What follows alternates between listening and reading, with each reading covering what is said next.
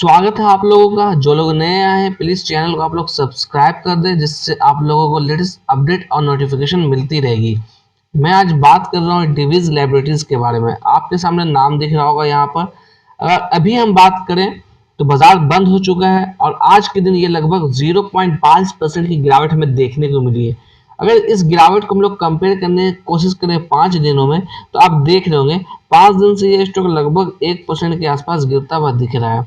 वहीं अगर हम लोग बात करें एक महीने में, तो एक महीने में लगभग 5.5% ये स्टॉक गिर चुका है। अगर आज की हम लोग बात करें, आज जहां आप देख रहे थे बाजार में कहीं हल्की फुल्की रिकवरी हमें देखने को मिली है, यानी कि बाजार आज हमारा रिकवरी मूड में था, तो वहां पर ये स्टॉक भी कहीं ना कहीं रिकवर होता हुआ हमें दिख रहा है। हम लोग डेविस लैब को थोड़ा एनालाइज करने की कोशिश करेंगे, चार्ट पे चलकर थोड़ा इस पैटर्न को समझने की कोशिश करेंगे।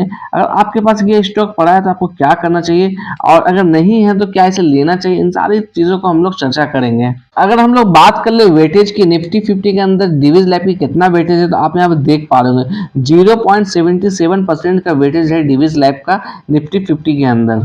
उसके साथ ही साथ आप यहाँ पे देख पा रहे होंगे निफ्टी हेल्थ केयर इंडेक्स। तो यानी कि जो हमारा डिवीज लैब है निफ्टी 50 के अंदर तो शामिल है ही, साथ ही साथ फार्मा सेक्टर के अंदर भी शामिल है, फार्मा इंडेक्स में भी शामिल है, साथ ही साथ हेल्थ केयर इंडेक्स के अंदर भी शामिल है। यानी कि तीनों सेक्टर में डिवीज लैब हमारा शामिल है। तो ये छोटी मोटी कंपनी नहीं है डिवीज लैब। अगर आपके पास ये स्टॉक पड़ा हुआ है तो आप इसे पकड़ के रखिए, होल्ड करके रखिए।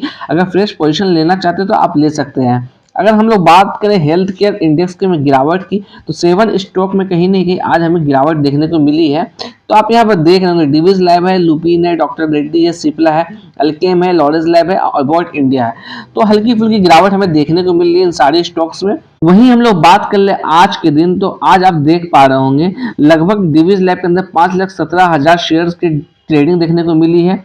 साथ ही साथ मैं आपको यहाँ पर डिविडेंड भी दिखाने की कोशिश करूंगा। ये स्टॉक समय समय पर आपको अच्छा खासा डिविडेंड भी देता आया है। आप यहाँ पर देख पा रहे होंगे अगस्त 2023 में 30 रुपये प्रति शेयर का डिविडेंड दिया था। 2022 की बात करें तो 30 रुपये प्रति शेयर के हिसाब से डिविडेंड दिया था। 2021 की बात करें तो 20 रुपये प्रति शेयर के हिसाब से डिविडेंड दिया था। यानी कि लगातार ये डिविडेंड देते हुए आ रही है। अच्छी खासी इनकम भी हमें डिविडेंड के तौर पर ये जनरेट करते हुए दे रही है। आपको मालूम होना चाहिए डिवीज लैब जो है हमारा 2003 के अंदर लिस्ट हुआ था, तो तब से ये लगातार डिविडेंड के रूप में आपको अच्छा खासा जनरेट करके इनकम भी दे रही है। अगर आपके पोर्टफोलियो में डिवीज लैब का शेयर पड़ा हुआ है तो आप इसे बेचने की जल्दबाजी नहीं करिए, आप इसे आराम से पकड़ के बैठे रहिए। इसके अंदर आप लॉन्ग टर्म का व्यू रखिए। अगर आपने कहीं पर गिरावट में ले रखा है तो आप इसे आराम से होल्ड करके पेशेंटली बैठे रहिए। अगर आप हो सके तो हर गिरावट में इसमें 1-2 क्वांटिटी करके कहीं ना कहीं आप एक्यूमुलेट करने की कोशिश करिए। अगर हम लोग चार्ट पे चर्चा करें डिवीज लैब के बारे में, तो आप देख रहे होंगे इसने 5200 के लेवल को भी टच करने की कोशिश की थी। उसके बाद से इसमें कहीं ना कहीं प्रॉफिट बुकिंग हमें देखने को मिली है।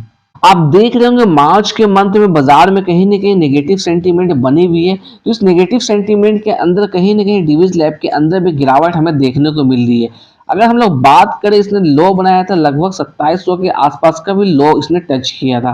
अगर मैं आपको समय में थोड़ा पीछे दिखाने की कोशिश करूं तो आप देख पा रहे हैं यहाँ पर ये गैप अप खुला था, तो इस गैप को आराम से यहाँ पर फिल कर दिया गया है।